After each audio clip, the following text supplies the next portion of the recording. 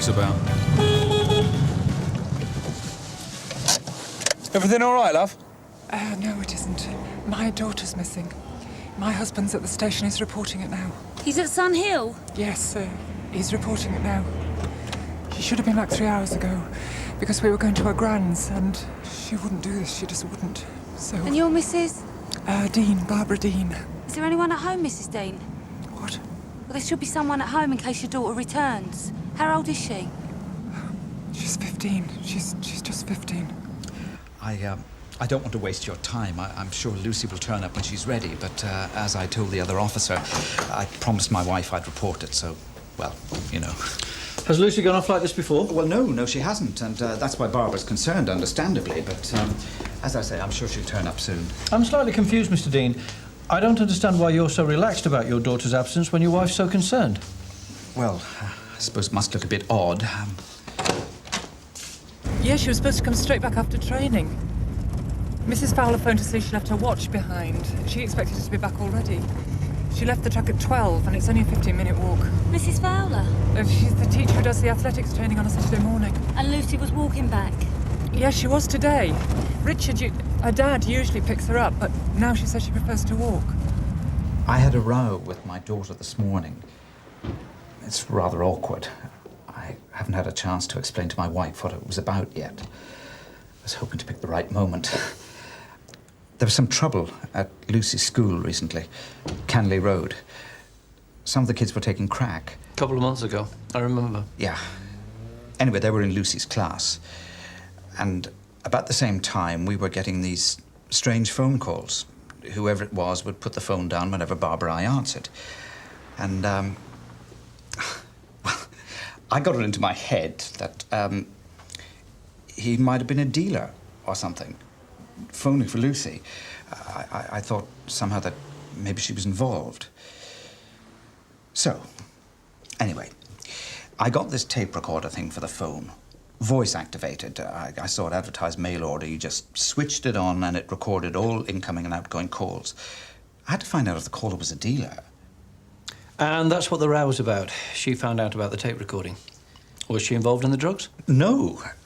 The thing is, she was more annoyed with whoever it was calling than we were. What did the caller say to Lucy? Oh, it was just a heavy breather. And did you try to trace the calls? I got the numbers, dialing 1471. The phone security people said they were local call boxes, but they couldn't tell me which ones. Anyway, I think that's why she's gone off. She said I'd invaded her privacy, that she couldn't stay in a house where she felt she was being spied on, and other things. I think she's gone to see her boyfriend. Her boyfriend? Mark. He's staying with his sister at Southend. I left a message for him to call. Lucy! Luce! Maybe she left a message. I appreciate your candour, Mr. Dean. It makes everything much clearer. I hope so. As I say, I'm sorry to take up your time. Sir, can I have a word, please? Excuse me. Sir, Holly just called in. She and George just picked up Mrs. Dean wandering around in the street and took her home. They found a message on the answer machine from the daughter saying that she's been abducted.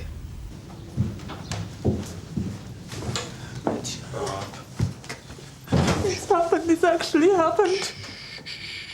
Come on now, come on. We'll listen to the tape, eh? No one was here when she phoned. She got the answer machine, Rich. It'll be Sir. okay. The person who left a message before Lucy's, Mark, Lucy's boyfriend, he said he hasn't seen her. He said the time was 5 to 3 when he called. We were back here by 5 past. Lucy would have left her message in those 10 minutes. Come on. Come on now, love. Hmm?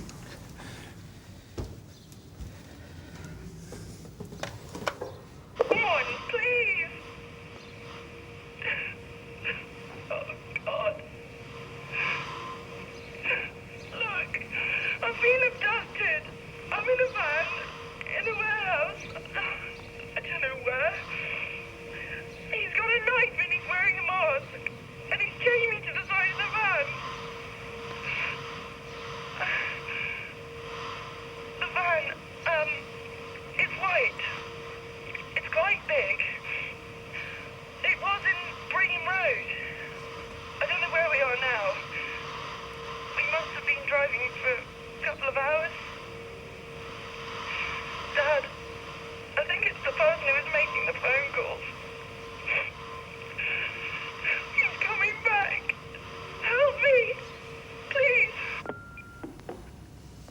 does she get hold of a phone?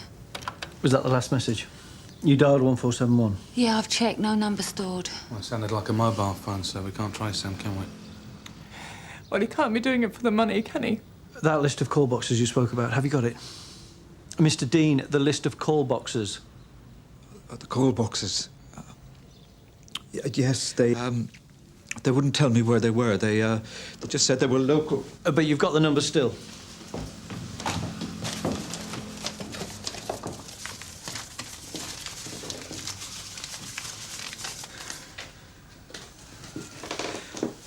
His voice. I've got his voice on tape. What am I doing? I thought you said he never spoke. Once. Just once. Where is it? Where is it? I think it's the next one. Why don't you just leave it to play, Mr. Dean? We don't want to skip past it. Oh, anyway. That's I'm Lucy. gonna have to go before they stop moaning about the phone bill. Catch you later. Take care. That's a friend, Charlotte. It's just after this. Hello? Oh, great. This is it. Look, why don't you just piss off? You're causing me a lot of aggravation. Do you know that? Mr. Asthma attack. Aren't you going to say something? Look, no offense or anything, but why don't you get yourself a life? Eh? Why don't you get yourself a life? I might just consider that option. Who are you? Bastard. What do you mean by that? He means her life. Doesn't he? Get her life. Can we hear that again? That's the bastard who abducted her. Mr. Dean?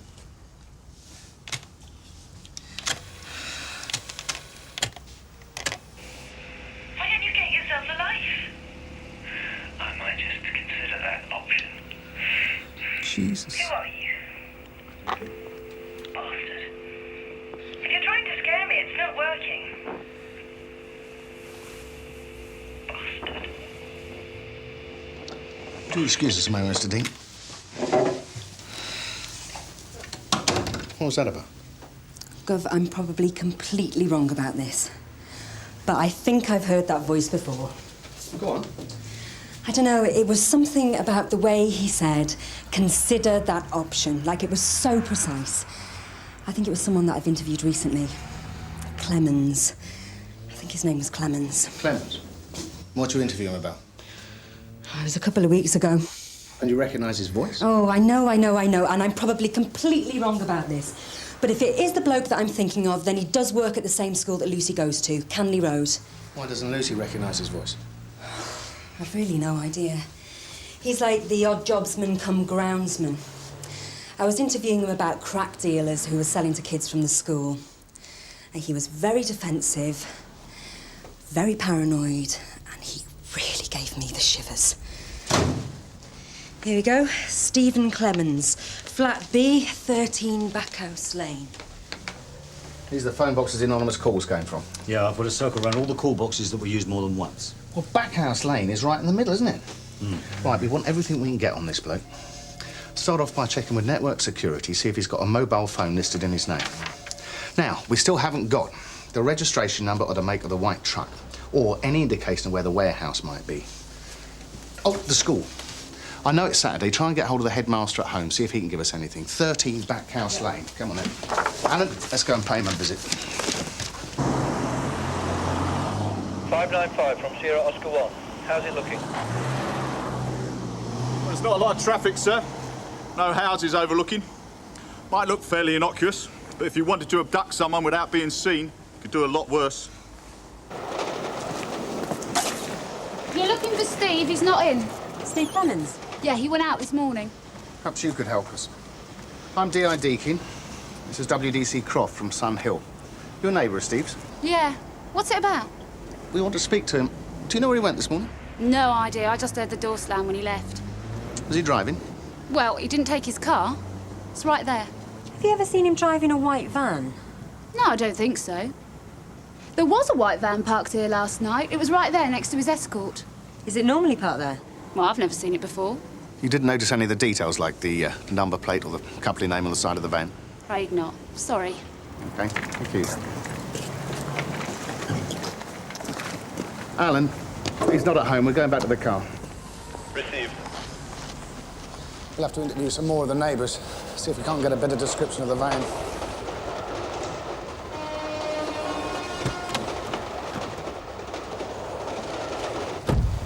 Gov, I was thinking. Lucy said on the message that Clemens was still wearing the mask. So? Maybe he doesn't intend to kill her.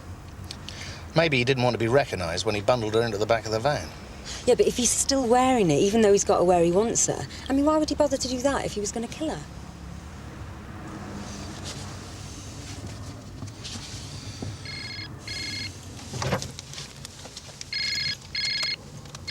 Hello. We've been onto network security, and as far as we can tell, there's no mobile phone registered to Stephen Clemens. Don, I've been thinking. Clemens has got to have got that mobile phone from somewhere. Now, if we can get the number, they can trace the area that Lucy made the call from to within a few hundred yards, so we need it badly. Understood, Gov. We've also done a name check, and there's no white van registered to him either. But he has got a blue Ford Escort, registration number Alpha 246. Charlie Echo Golf, yeah, I'm looking at it now. He's not using it. We've got a witness here, says that she saw a white van parked outside Clemens' flat last night. It's not there now. Gov, that's him. Right, we've got an eyeball on him right now. He's going into his flat. He's on his own. There's no sign of the van. Alan, get in the car. We're not going to pull him. No, get in. Don, gather as many cars as you can muster. We're going to follow him. Get down here as quick as you like and get as many bodies as you can. Now, with a bit of luck, if she's alive, he'll lead us to her. If she's dead, then there's no hurry to arrest him.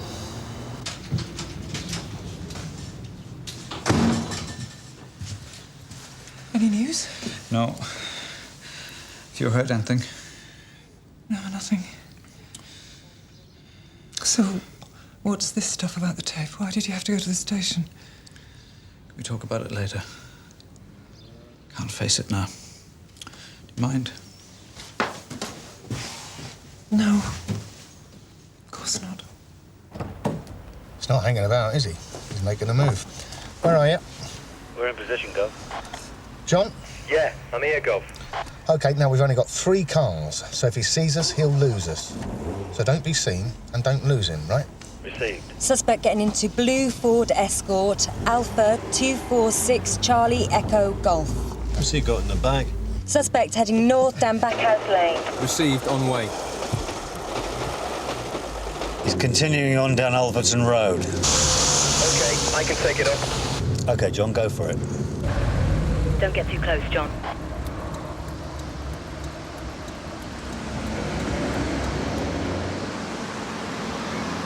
We're taking a left into Hobson Street. Suspect continuing along Elverton Road, heading west. Just a thought, Gov, but what if he goes through Bream Road? Damn it. Tell Tony not to stop the escort. 595 from Croft, receiving. Come on. Go ahead, Susie. We're following a blue Ford Escort. May be approaching you shortly. The registration number is Alpha 246 Charlie Echo Golf. Do not stop this vehicle. Repeat, do not stop this vehicle. The driver is the abduction suspect. Received.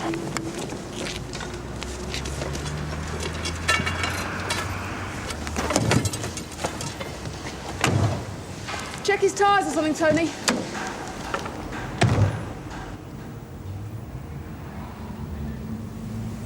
Here he comes.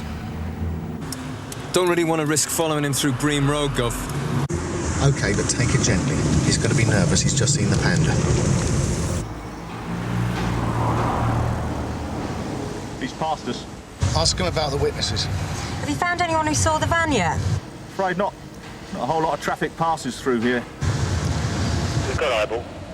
Suspect continuing on through Oakham Street. Traffic's getting heavier. I'm parallel to you on Tallow Street. He's pulling over opposite the station. Has he rumbled us? He's getting out. There's heavy traffic. He's crossing under the bridge.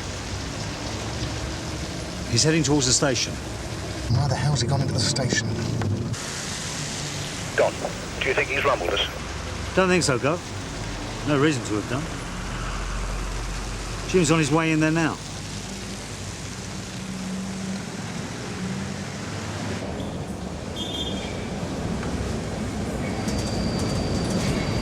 I can't see him. Find him, Tim. Get in there and find the bastard.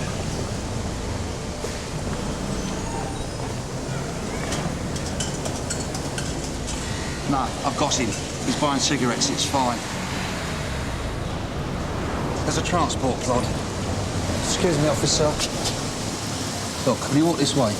What's going on? There's a bloke in there. I've got an obbo. I don't want to spook him, all right? Yeah, right.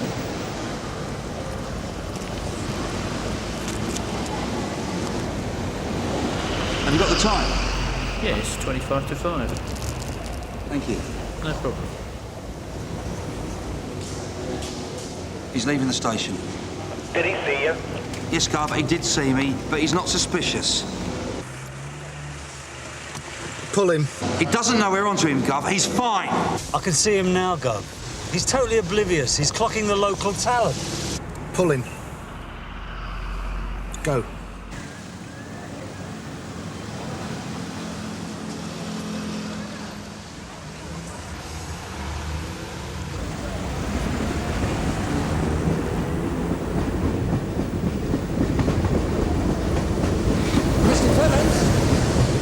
Mr. Clemens, can I have a word? Over here, please. What? Calm down! All right. Take it easy. Calm down. Stay there. Good. Stephen Clemens. Detective Inspector Deakin. What's in the bag? What's this? Water? Bread? What's this for? You tell me, Mr. Detective. I'm arresting you for abduction. You do not have to say anything, but it may harm your defence if you do not mention when questioned something you later rely on in court. Anything you do say may be given in evidence. Do you understand? I hope you know what you're doing. We'll be going to your flat now, Mr. Clemens. We'll be carrying out a search. Jim, put him in the car. Any sign of the phone? No sign of it, Gov. The hell's he put it? What do you think of the bread and water? Prison food for the prisoner? I think you're right. I think she's still alive. Yeah. Somewhere, Gov. Don't get their hopes up too much, Polly. Just explain it as it is and let them decide how to deal with it, all right? OK, sir, I understand. Is there some news? We haven't found Lucy, but we have arrested someone. When? Who is he? Well, it's only just happened. We're not naming him yet, but we thought you'd like to know what we found in his car. Oh, God. It's OK. It may be all right. He was arrested shortly after he'd been back to his flat. He picked up a bag containing half a loaf of bread and a bottle of water. So that's for Lucy, so she's alive. This is definitely the man who abducted her. We believe it is. Oh, thank God for that. They've got him. He can't get to her now and she's alive. Yes, but where is she? What was bread and water for? The bread was stale. It wasn't for me. I feed it to the ducks. And there's a leak in the cooler system of my car. I have to top up the radiator. You may verify it if you wish. We wish. And if you want to know about the electrical flex, I was thinking of purchasing a new fridge today. If I put it in the boot, the top won't shut, so I need something to tie it down. Electrical flex is the only thing that will hold it securely enough. So you saw the van parked outside as well? That's right. I told him you wanted a description. Well, I didn't notice what the make was, but it was a refrigerator van. We can assume that the refrigeration unit wasn't on, otherwise you'd have mentioned it in the phone call. It's not the refrigeration part of it that concerns us. It's the fact that the van is airtight. We don't know for definite that Clemens was driving this particular truck. No, Gov, we don't, but it was parked outside his house last night. Some of the residents we spoke to remember seeing it, but they know nothing about it. So that, in conjunction with the other evidence that we've got... What's he doing with the refrigerator truck? Well, it makes sense if you think about it. Because it's refrigerated, it's insulated, so it's like a soundproof cell on wheels. We've been onto the fire brigade to see if they can give us an estimate about how long the air inside will last, but my guess is hours. So basically, she'll die of suffocation unless we find her today. Yep.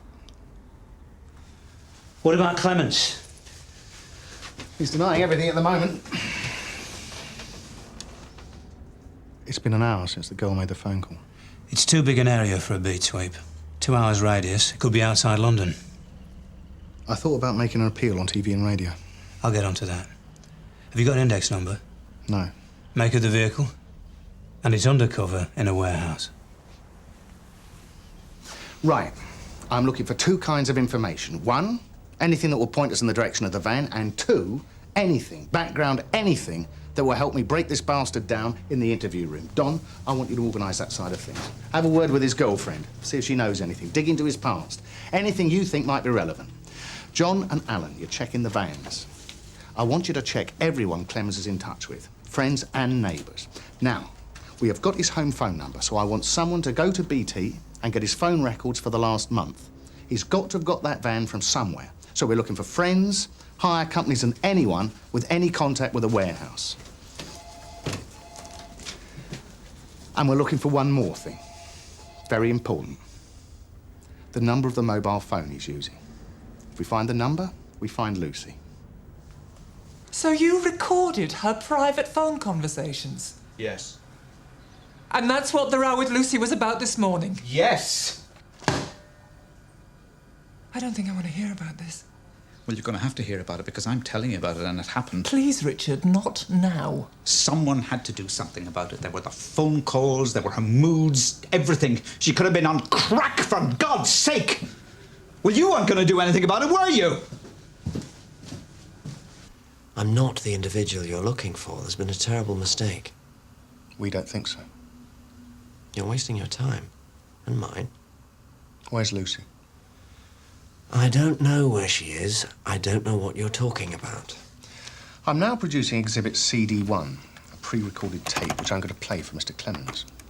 The first voice that you'll hear is that of Lucy Dean. I want you to concentrate on the second one. Why don't you get yourself a life? I might just consider that option. Do you recognise that voice? Do you want to hear it again? It's your voice. No. It's like my voice. Superficially, but it's not my voice. Where do you live, Mr. Clemens? You know where I live. 13 Backhouse Lane, that correct? Yes. The family of the abducted girl have been receiving a number of nuisance phone calls, including the one you've just heard, which was threatening. We've traced those phone calls to a number of phone boxes within a 5 or 10 minute walk of your flat in Backhouse Lane. Do you make those phone calls? No. The pattern's just a coincidence. Yes. Like your voice being exactly the same as the one on the tape. What about the white van that was parked outside your flat last night? Do you know anything about that? No. Another coincidence. OK, I'll tell you what we know. This is a case of mistaken identity. And I advise you to consider your position very carefully. It is a coincidence. You've got it all wrong. We know that you abducted Lucy Dean at knife point in Bream Road earlier today. We know that you were wearing a mask, and we know that you forced her into the back of a white refrigerator van that was parked in Bream Road. We believe that that van is now inside a warehouse and that you've locked Lucy inside. Now, the point I'd like you to consider very carefully is this. The van is a refrigerator van. Refrigerator vans are airtight. So if we don't get to Lucy soon, she's going to die of suffocation. Oh, God. Look, I can understand. You must be desperate, but really, you've got the wrong person. This is a girl from the school, isn't it? That's why you think I'm involved. If Lucy dies, the charge is murder. That's life imprisonment. Don't threaten me. Kidnapping is, of course, a lesser offence. You've kidnapped Lucy. If you now tell us where she is, the courts are bound to look leniently upon your case. If, however, she dies because you're trying to avoid conviction, the reverse is going to be the case. Now, I'm going to put you back in your cell so you can think about that. You've got the wrong man. Where's Lucy? I don't know.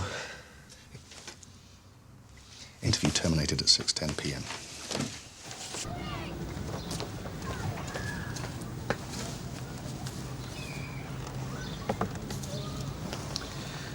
I only did it because I care about her. She's everything to me, you know that. Of course I know it. I was just worried about her. Yeah, you thought it was a drug dealer. You thought she was involved, but she wasn't, Rich. She did tell us that. Yes, she told us. She told us lots of things, but she wasn't always being truthful, was she? And I've learnt a few things in the last few weeks. I can't believe you did that, you know. Her private telephone conversations. Our daughter is having sex with Mark. You knew that? Yeah. And you didn't tell me? Look, I'm sorry, Richard, but she asked me not to. She wanted to talk about contraception, all right, and it was in confidence. Now, what do you expect me to do? She didn't want you to know because she thought you'd have trouble handling it. Yeah, well, it looks as if she was right about that, doesn't it? He spent most of his childhood in care. Sounds like his family was solid middle class, but they just couldn't cope. Went to university? Yeah, but he dropped out after a year. Nervous breakdown, studying philosophy. What about this school he worked at before Canley Road? I've left a message, the head's calling me back. There's also a girlfriend he went out with for 18 months. They met at some therapy workshop. Her name's Anna. I don't have a surname yet. What about the phone numbers Clemens called from home, John? They're going to get back to us as soon as they've got anything. Well, hassle them, because we need to know who he called. What about the fire brigade? Do we know how long we got? They're getting back to us as well, Gov. They know it's urgent. Yeah, but they said they can only give us a rough estimate anyway. See if we can get one of those vans into the yard and we'll see what we're dealing with. Right. Chris, I've been onto the local radio and TV stations and they're happy to do an appeal. But have we talked to the family about our concern with the type of van? Not as far as I know, no. Well, we need their permission for the appeal, so they're going to have to be told. And that's definite, is it, sir? That it's a refrigerator van? She might not be locked in the van. We have to assume that she is. We wouldn't be making the appeal unless we thought it was serious, so I'm sorry to land you in this, Polly, but we're running out of time. You're saying she's going to suffocate if she isn't found soon? That's why we want to make the appeal. Well, the van's in a warehouse. I mean, how's anyone supposed to see it? Look, you have our permission. You have it. Do anything you want. Now listen. Look, you have got him there at the station. Can't you just make him tell you where she is? Interview with Stephen Clemens, officers present DI Deakin and WDC Croft. I must remind you that you're still under caution. Before you say anything, before you ask any questions, I want to tell you that I did make the phone calls. It is my voice on the tape, you were right about that. But I didn't abduct Lucy. You admit to making the anonymous calls to the Dean family? Yes. And that it was your voice on the tape that we heard earlier? Yes. But I don't know anything about an abduction. What did you mean when Lucy said on the tape, "Get yourself alive," and you answered, "I might just consider that option"? What do you mean by that? It's stupid. It was just a stupid thing to say. I didn't mean anything specific. You sure about that? Well, I didn't abduct her. Okay, I was stupid making the calls. It was a stupid, pathetic thing to do. I've never done it before. I don't know why I started. But I didn't abduct her. I haven't got a bottle for it, apart from anything else.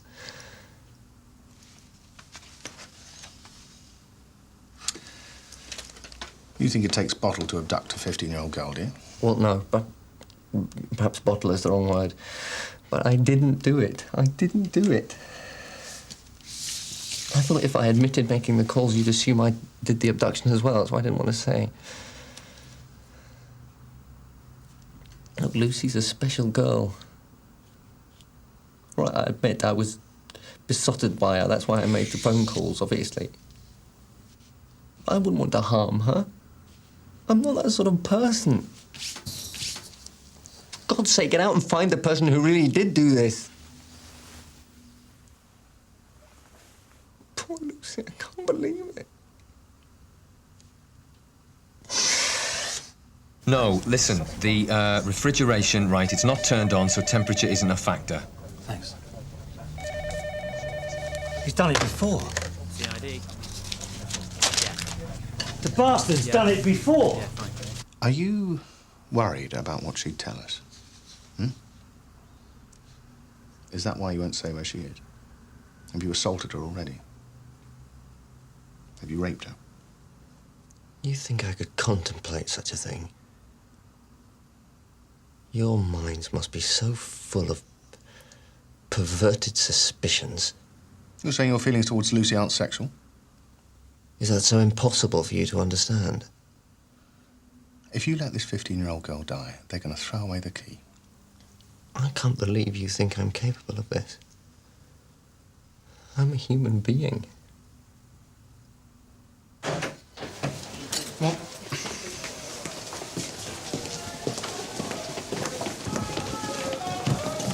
Oh, sorry. That's quite all right. Sir, can I have a word? Sure. Hang on a minute. Don Beach asked me to pass on some information. Clemens was at another school before Canley Road, the school Jane Staples went to. She's the girl they fished out of the Thames. And the marks on her neck were consistent with strangulation by electric cable. You found cable in Clemens's car, yeah? He's killed before.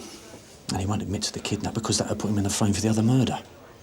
So, he's got nothing to gain by telling us where Lucy is, and everything to lose.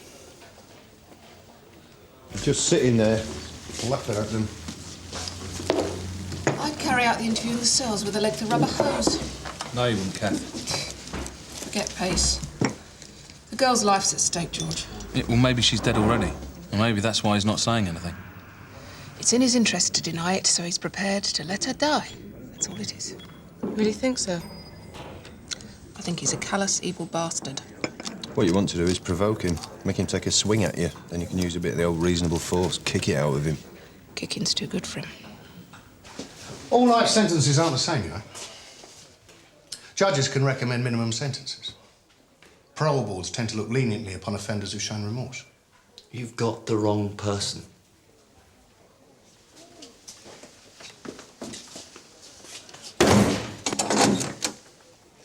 Any ideas? Go! We know the index number of the van. Belongs to a dairy product wholesalers called Dark & Sons. There is a God. BT have got back to us about Clemens' home phone. They say he's only dialed 3 numbers from home in the last month. He's only phoned 3 people? Yeah. Now, one of them is this dairy wholesalers. Now, they say the van that Clemens took is a spare, but it's similar to this. It's just that the refrigeration unit doesn't work, apparently. Clemens has been doing some carpentry work for them, so they let him borrow it at the weekends. He said he was going to use it to move some furniture or something. They got a warehouse? Apparently, they're moving into new premises next month. Now, the boss was there earlier today. He said there was no sign of the van or Clemens. Who else he called? His ex-girlfriend on several occasions. So we've got hold of her. She's on her way down. There's a man called Burrows. Now, his answering machine was on, so Don and Alan have gone to check him out. What about the mobile phone? Nothing yet, but there's one other thing, Gov. What's that? We've had a word on how long the air in the van could last. And? Well, they say that if she keeps still and calm, she doesn't exert herself, she's got about 10 hours. But if she does anything strenuous, if she tries to break out, if she panics, if she hyperventilates, then you can halve it. She made the phone call over 4.5 hours ago.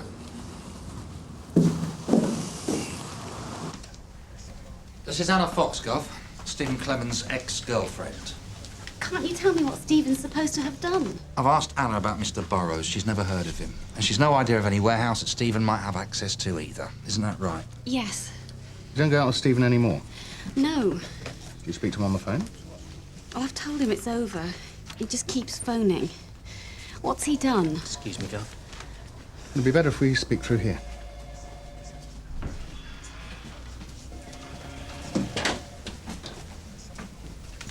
Sit down.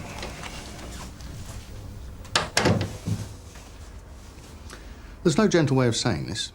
We believe your ex-boyfriend has abducted a 15-year-old girl. He's locked her in a van, which in turn is inside a warehouse. The van is airtight. If we don't get to the girl soon, she's going to suffocate. So, are you sure you can't think of a warehouse that Stephen might have access to?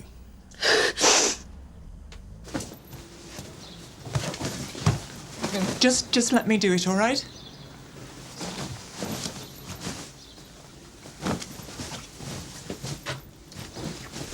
I should have known. But he hated violence. I mean, that time they pulled that girl from the river, the one from the school he used to work at, well, he was really... You don't think? Oh, my God. We were going out together. When it happened, we were going out together. It's all right, Anna. When you said just now, you should have known, what did you mean? That something like this was bound to happen, is that what you meant? Deakin. Burrows is away on holiday, Gov, but a neighbour's just told us that Clemens was supposed to be doing some work at Burrows' offices while he was away. Industrial units. The warehouse. It's possible, Gov. We're on our way there now. It's not too far from Burrows' home, about 20 minutes, which means it's about 40 minutes from Bream Road. All right. Call us as soon as you get anything. Is that the warehouse you were looking for? Maybe. Anna, what did you mean when you said before you should have known? I don't know, really.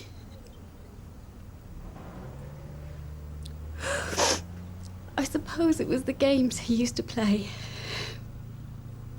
But everybody has fantasies, don't they? I mean, people have fantasies. I just didn't feel very comfortable with them. I should never have stopped picking her up in the car. It was broad daylight, Rich. I said some terrible things to her this morning. What if they're the last words I ever say to her? They won't be. Right? There won't be.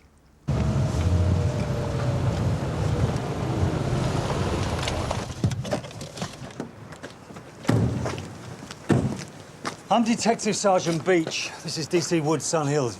Are you working for Mr. Burrows? Yeah, that's right. I'm just here for the day. He gave me a set of keys. What's the problem? We understand Stephen Clemens is doing some building work here. He decided to start tomorrow. You've seen him today? He was here earlier. What's this about? Did he drive over? Yeah. What sort of vehicle? A white van. Where is it? I don't know. He just turned around and drove up again. Well, there's good news and there's bad news, Gov. The good news is we think we've found the place he was going to bring her. The bad news is he's changed his mind. The van's not there. No, Gov, I'm afraid not. I've just spoken to an electrician who's doing some work here. Apparently Clemens turned up earlier in the van. It seems that he was expecting the place to be empty. He thought he'd have it to himself. He just got in the van and turned around and went. There's a sort of strong room affair here.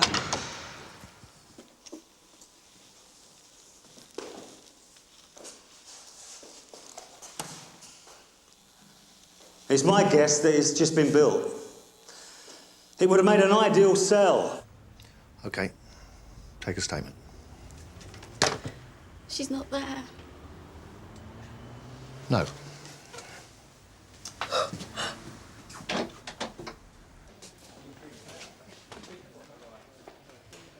I don't think I have anything else to say.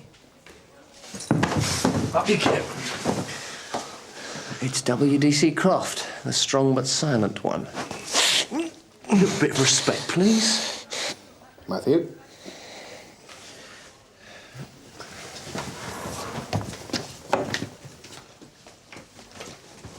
You've no right to treat people like that. I've a good mind to make a complaint.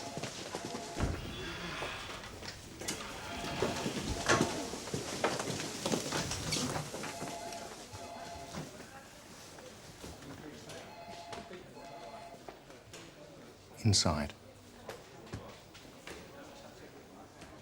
Acting as if he owned the place, like I was trespassing or something. So he wasn't too pleased to see you here? Yeah, right. I suppose I should have called him, you know, to tell him I'd be in to finish the electrics. Would that have been his home number? Eh? You'd have called Mr. Clemens at his home? No, mobile. Mr. Burrows lent him his while he was away. And you'd have that number, would you? Of the mobile? Yeah. What was it you were saying earlier on? What did you say to us earlier on? Oh, that's right. That's right. You said that you couldn't believe that we thought you were capable of such a thing. We just had a long chat with Anna. She told us about the games you like to play, the age you like her to be. You've been lying from start to finish, haven't you? You lied about the phone calls. You lied about your voice on the tape. And now you're lying about the sort of person you are. Isn't that right? Isn't that right? You can't do this. Why isn't the tape on? Don't tell me what I can do. I hate liars.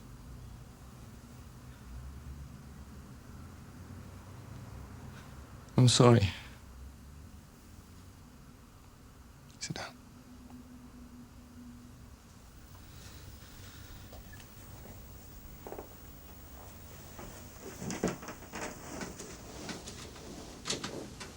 It's not the fantasies.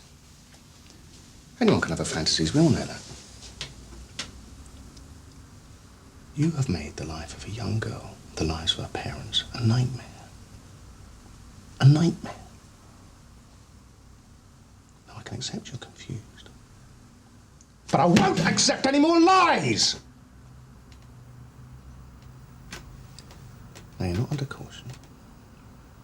Tape's not running. Anything you say in here won't be admissible in court.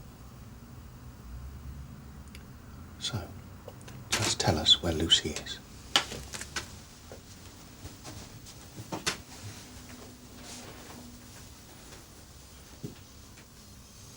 There's one more thing you don't know. When you took Lucy to the warehouse, you left a mobile phone within her reach. She phoned her parents. She left a message on the answer machine saying that she thought the person who had abducted her was the same person that made the anonymous phone calls.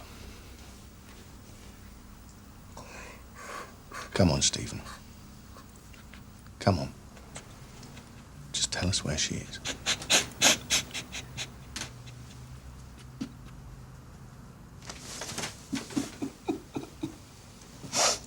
He left it there on purpose, Gov.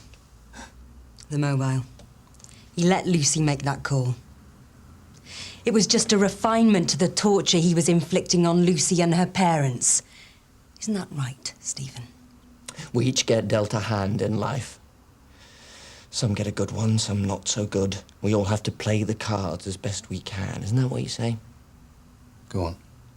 Well, some people get abducted. That's the hand that some people get dealt. Some people's children die. Let them cope with that the best they can. Lucy's dead. I thought I might deal a few hands myself. Metaphorically speaking. Try handing it out for a change. And you know what? It feels quite good. I like it.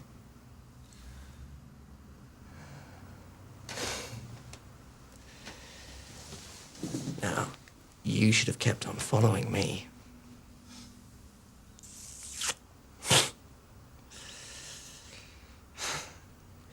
I don't care. I'm a killer. Sorry to interrupt, Gov. Can I have a word? We've got the mobile phone number, Gov. It was Burrows. There's one other thing you didn't know. We can now trace the area that a mobile phone call has been made from once we have the phone number. We've now got the phone number. Take him back to his cell. Mr. Deakin, vans can be moved after phone calls have been made. He's bullshitting, Gov. The technical people say the mobile phone is still in the area where the call was made. He's left it switched on. What is the area? It's right by where the dairy warehouse is. I thought the bloke around that place said there was no sign of the truck. Yeah, it's got to be worth another look, hasn't it? Uniform are on their way.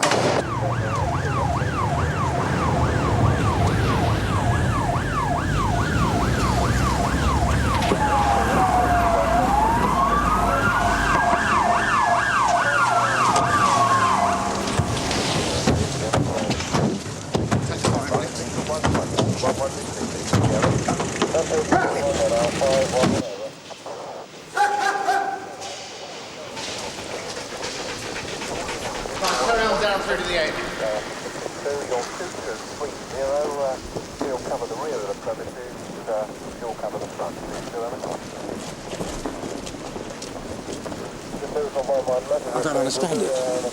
Why would he have moved the van? It would have been safe there under cover. It doesn't make sense, Gov. No. No, it doesn't. The body of that girl from the other school, Jane Staples. was dumped in the river, wasn't she? Shall I call the divers in, Gov?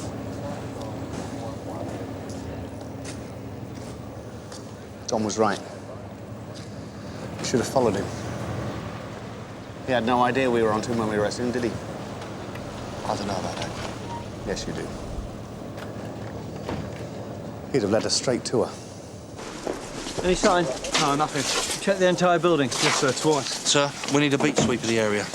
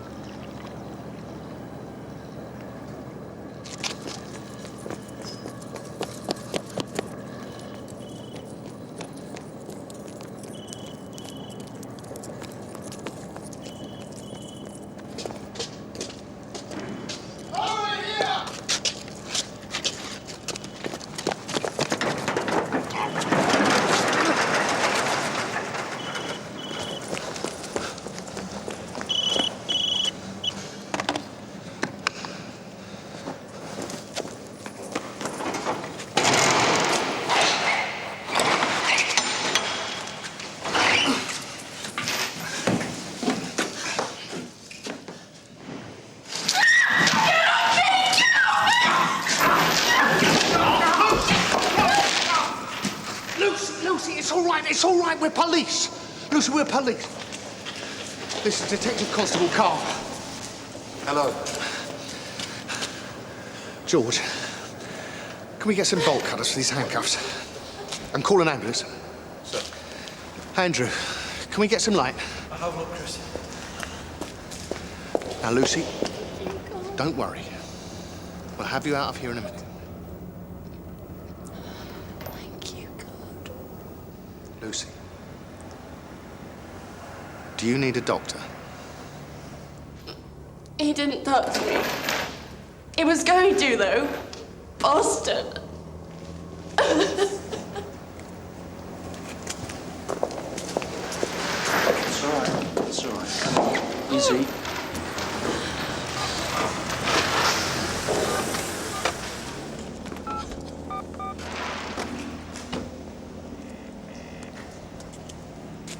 It's a phone call for you, Lucy. Dad! It's me! Dad, I'm all right. The police are here. Still have enough fighting to give Deakin a bloody nose. Thought he was a kidnapper. You're joking. Oh, well, he's always had a funny look about him, hasn't he? I wanted you to know that we found Lucy. Alive.